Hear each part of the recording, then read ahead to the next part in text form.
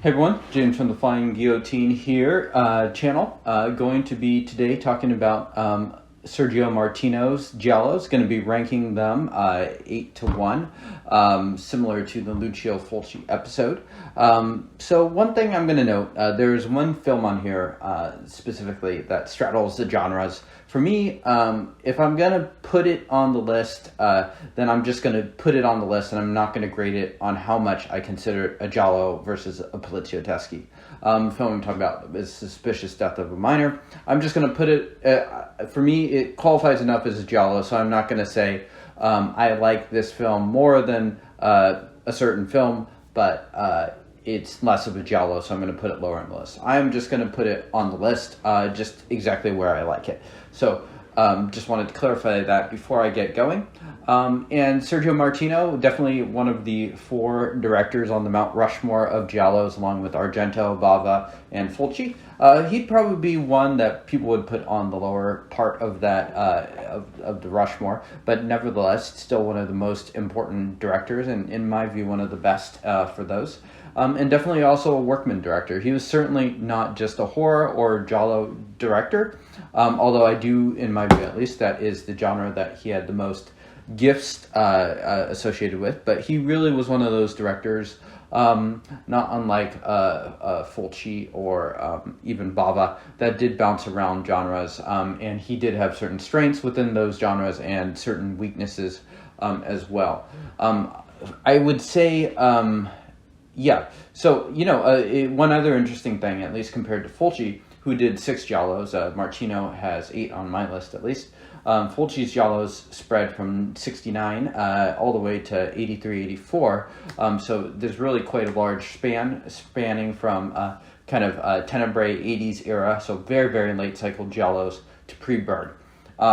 Martino's are definitely very much more in response to industry trends in that sense, and so most of his Giallos, and he has a couple later ones, but certainly most of his good Giallos are within a short 2-year span.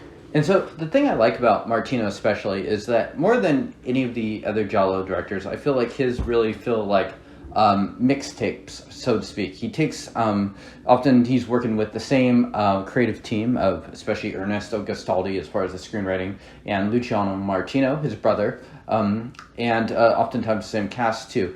And he's just taking the same familiar people and just spinning different scenarios out of it. And even the premise of these things, many of them feel obviously inspired by certain other films or literature and stuff like that, but they always have their own unique spin on it. It's never a exact remake of something else. They often will combine 2 things, or just say, hey, we're going to take this concept from Psycho, and then we're going to build a totally different plot out of it. There's nothing resembling, for instance, like the Anthony Perkins character or something, but we're clearly inspired by that film. Or we're going to take a Dirty Harry-like character, but we're going to cast it in more of like this fun romp setting. So as a result, his influences are often pretty obvious and easy to see. But the way that he riffs and combines elements to it is very much unique. Okay, so Martino, similar age to Argento, just a couple of years older, born in 1938, so in his 30s when he's doing a lot of his Giallo work. Started with spaghetti westerns at first, before moving into these post-Bird. Okay, so number 8, lowest on my list, is Scorpion with Two Tails. So like Argento and like Fulci, Martino directed a Giallo in 1982. Whereas Tenebrae and New York Ripper from Argento and Fulci are 2 of the absolute best in the genre, in my view at least, and certainly 2 of the very, very best of the 1980s. Scorpion with Two Tails hardly ever gets talked about, and unfortunately for good reason. The film is extremely dull, and it's inspired, it feels like, a little bit by Raiders of the Lost Ark, sort of having an archaeological setting. It's set in kind of like this Etruscan burial ground. This had actually been done before in Giallos. Armando Crispino's The Dead Are Alive, they take that premise, so that's not something totally unique either. And on surface, it seems like something that would really be quite a fun watch. Written by Gastaldi, who definitely responsible for some of the absolute best screenplays in Giallo, as well as the Martino Gastaldi collaborations are very, very good. And Dardano Sacchetti, who was responsible for a lot of the really good Lucio Fulci films, even some from just a year or two before, including the Gates of Hell trilogy. And starring Claudio Castagnoli, who is definitely quite a good actor, and John Saxon. So you would think you have all the elements here in order to make a very, very entertaining and good Giallo.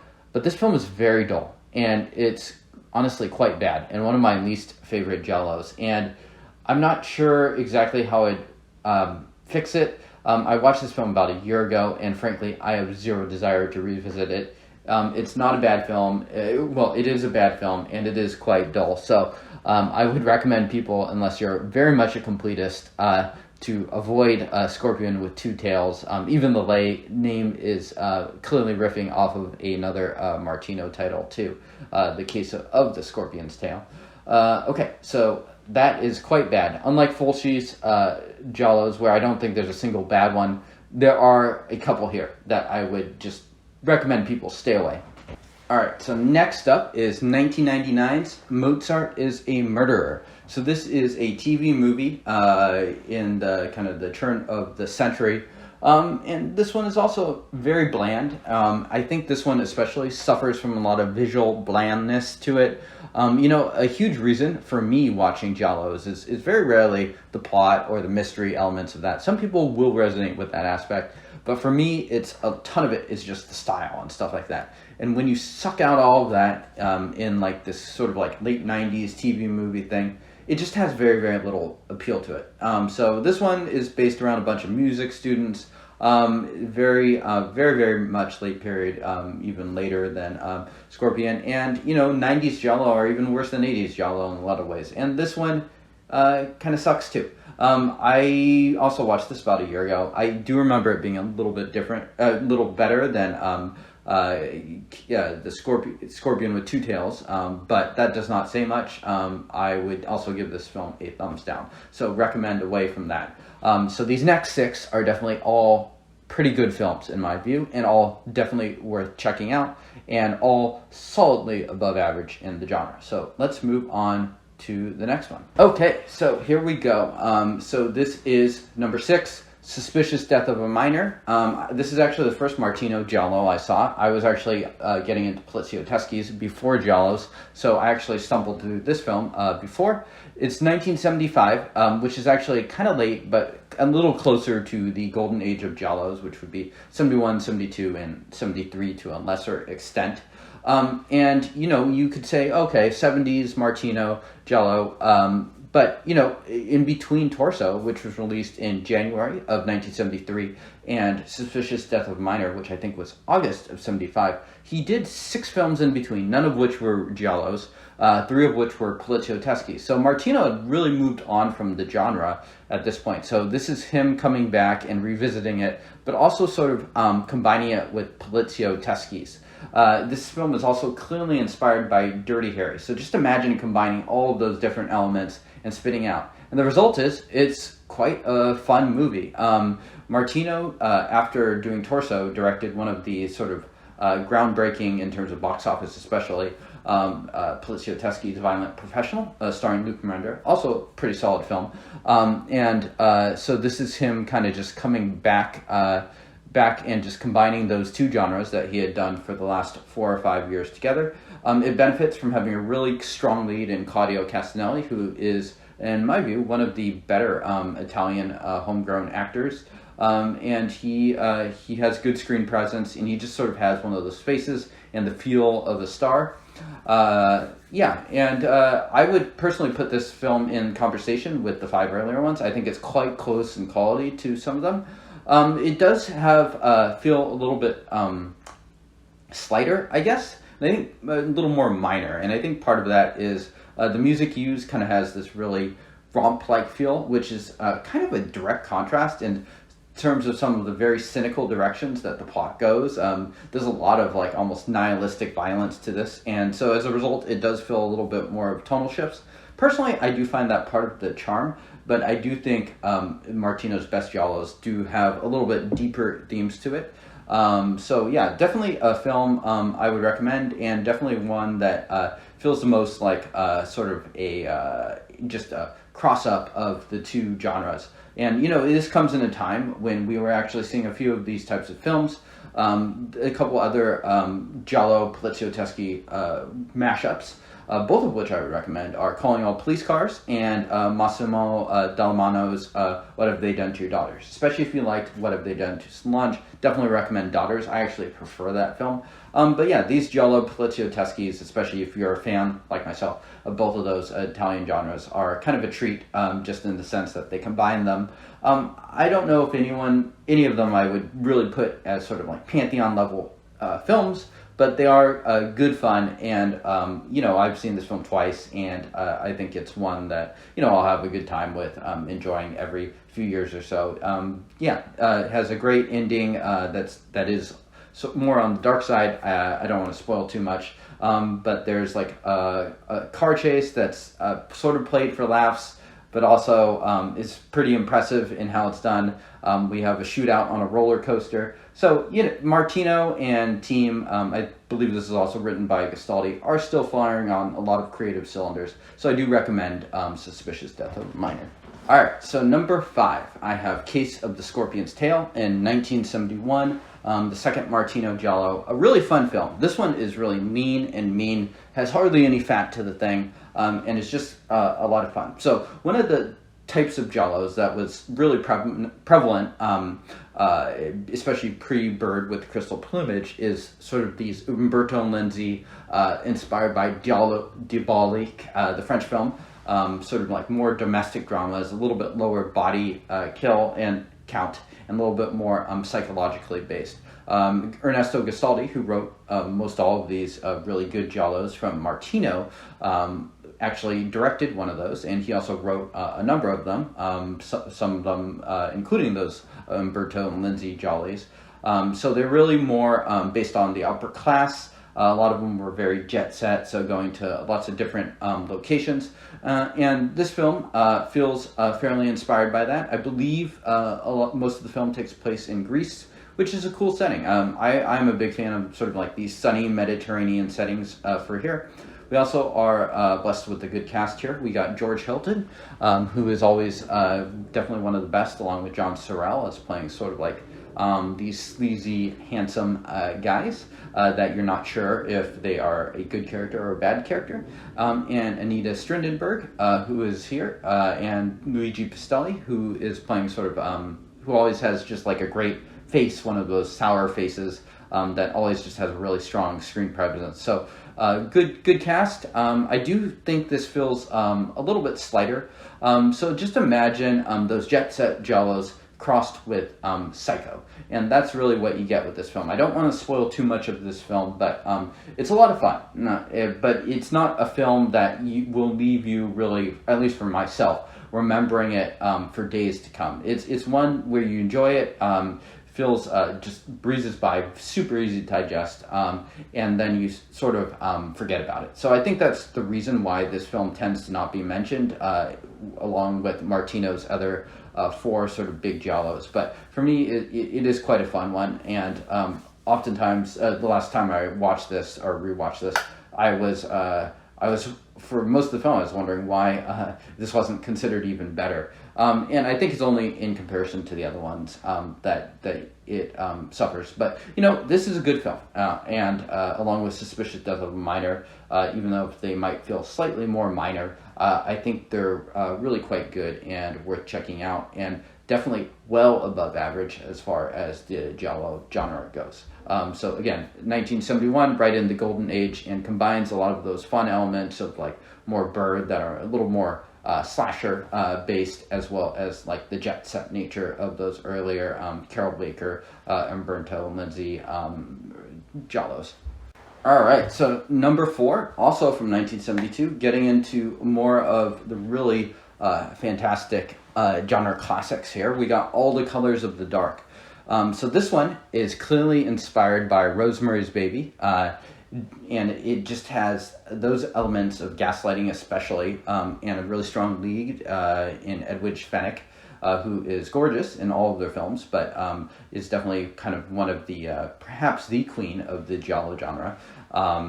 And we have George Hilton here too, Ivan Rassimov. So it has just a ton of the great ingredients that you need to make a really good Giallo. And then it's just dipped in like kind of like this 1970s acid punk feel. Has some really psychedelic cinematography, which is definitely one of the elements that really Martino brings in some of his best work.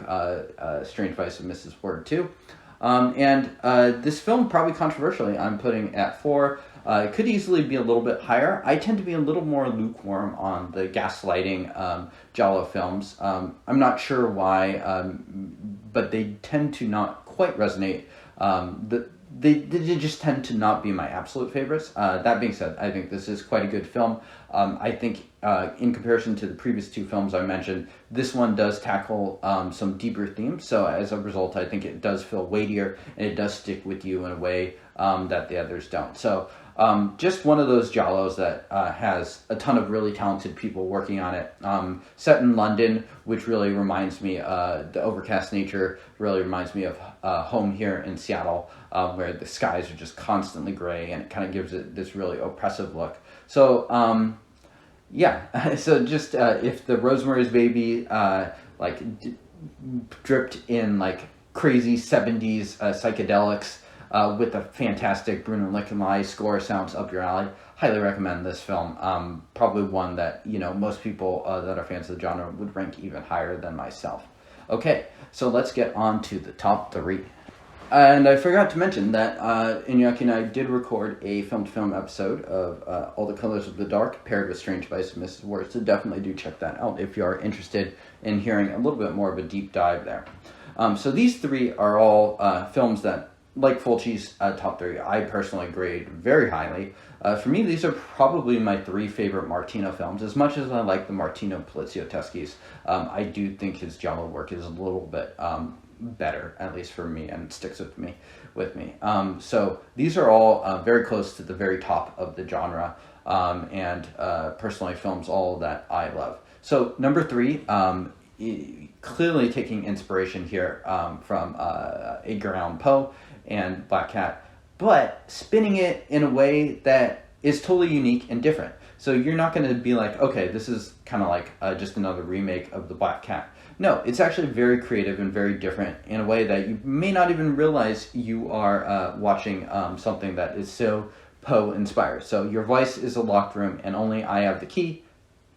Famous title, one of the longest titles ever, 1972. Another great cast of great faces: Luigi Pistelli, Anita Strindberg. Edwige Fenech comes in a very different role if you have only seen her in Strange Vice and All the Colors of the Dark. She is not nearly sort of the vulnerable, seemingly needing to be saved woman that she is in those other films. She has a lot more agency here. It's more of a supporting role as well, but she is great in here. And this one just has a ton of style as well. I would say that this one, more than a lot of the other Martinos, has a little bit of a slower build to it, and I think it concludes very, very well. I don't want to spoil any of that because I think that is part of the joy of some of these films that are very obviously based off of like twists and constant just plot shifts and stuff like that. But I think it builds into a very, very satisfying conclusion. And for me, for a long time, I think this was maybe my favorite Martino. But, depending on the day, I could go back and forth between all 3 of these. So definitely one that can feel a little bit slower at parts, but I think that build-up is well worthwhile when you do eventually see where it's going. So really great film. And if you are sort of inspired by sort of like the Black Cat aesthetics and just seeing a unique twist to it, I do recommend this film. And it also is one where, all these films I'm talking about, including the top 5, they're all within a few years span, but they're all dripping with different creative, technical stuff in ways that feel different and unique from each other. So all credits to Martino and company for just making these very, very different. Okay, so number 2 is perhaps the most unique of those five, and maybe the most standing out, maybe partly just because of the cast and the fact that he uses a different cast and actually does not use Ernesto Gastaldi to write. And that is 1973's Torso. And for me, this film feels a lot like Deep Red does in Argento's filmography as far as Giallo genre goes. This is sort of like capping off all of what he's learned. It feels like a film that Martino has been building towards, and perhaps that speaks towards why he is the writer here, rather than relying on more of a Gastaldi plot. And it has a very different feel. I think it is more cinematic in a lot of ways than those other films. There's less clever dialogue and stuff like that going around, and it's more very, very visual. This is probably the one that feels the most slasherish, and it has a moment involving a door and a key that I regard as one of the absolute best Giallo twists at the end. And it just leaves me smiling with joy here. So this one feels very, very deliberately paced. So similar to Strange Vice, Your Vice's Locked Room and Only I Have the Key. It really plays deliberately with pacing and stuff like that. So there are some slower moments, but I think it is well worthwhile, and definitely one of my absolute favorites of Giallos, and a great sort of cap to the Martino classic era. So yeah, very, very unique film. Highly recommended. And yeah, especially if you're a fan of slashers and kind of looking for some crossover here, this one's a fun one to start with, even though it is quite different from the other Sergio Martino films. So, Strange Vice of Mrs. Wardh, that leaves that as my number one. So, 1971 here. This one feels like the combination of all combinations in a lot of ways. Interestingly, there is a plot with a serial killer throughout this film, and that was not originally in the script. And after Bird with Crystal Plumage, which is, a lot of like set pieces with like a black glove killer and setting a lot of those tropes, they added that into sort of the screenplay. Screenplay, again, done by Ernesto Gastaldi, and it's definitely one of the great ones here. And so it works really well in a way that you wouldn't think that it was integrated in later. And so as a result, it does kind of feel like those earlier era Giallos, which are more based off of Diabolique, crossed with sort of that Bird with the Crystal Plumage influence of the Black Glove Killer. So I really like this film. It has always been one of my favorites. I've seen it, I think, 3 or 4 times now at this point. And it just has a lot of the great cast again. We got Edwige Fenech in sort of maybe her most classic role as playing like a very vulnerable woman. And we got George Hilton playing Handsome Devil. We got Ivan Rasimov. So a lot of the same color cast as all the Colors of the Dark. Yeah, and so this one also, we changed locations a couple times, going to, I believe, Barcelona area, Spain, for our conclusion. So it kind of has that jet set feel to it too, of like a bunch of bougie rich people knocking each other off. Yeah, I think in a lot of ways it is the quintessential Martino film. It fits in a little bit easier than Torso, which I think is a little bit of an outlier. Again, that's not the reason why I'm ranking it highest. I'm ranking it the highest because today I am feeling like that is my absolute favorite of those films. Yeah, and it's just a great combination, very stylish. There's some beautiful shots of like glass falling onto Edwige Fenech in slow motion. And similar to Torso, I think this has a very satisfying, just sort of like clever mechanism that it introduces into the plot with some ice cubes at the end. And that's the sort of thing that for me, as a Giallo fan, it just leaves me smiling with just sort of like the cleverness and intelligence to come up with these things, and mainly what is just a very satisfying thriller setting. So I definitely recommend this. I think those 6, all 6 of those, after we get beyond Mozart and Scorpion with Two Tails, are all definitely amongst the very best the genre has to offer. Probably a few of these would compete with my top 10 Giallos of all time. So yeah, just a really fantastic director, and one I recommend checking out. So comment below, let me know what your list is of your top whatever Sergio Martino Giallos. Do you disagree? Do you think I graded All the Colors of the Dark way too low? I'm curious to hear. But thank you all for tuning in. This has been James at the Flying Guillotine, and I will see you all next time.